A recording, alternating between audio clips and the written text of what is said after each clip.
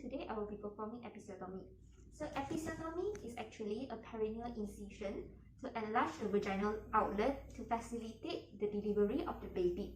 So it is done to prevent perineal injury, perineal tear, and also prevent anal splinter injury. So before I do, I would like to tell patient about the whole procedures, and also the patient may feel some discomfort.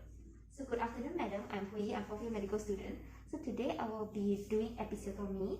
So episiotomy is actually, I will cut your perineum skin to enlarge the vaginal outlet so that your baby can be delivered faster and to be delivered faster.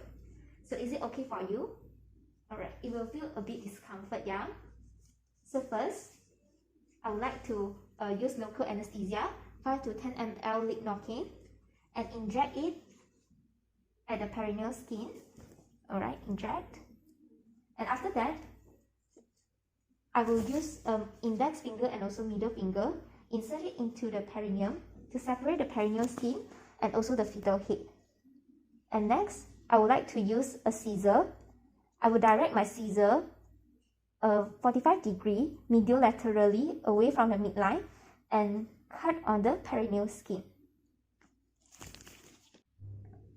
Alright, so after the delivery of the baby, so now we would like to perform episiotomy repair.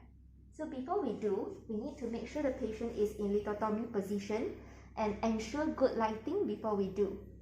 And also we need to inspect the perineal tear, which degree of perineal tear, and also identify the apex of the perineal tear, because we need to start the suture 1 cm above the apex.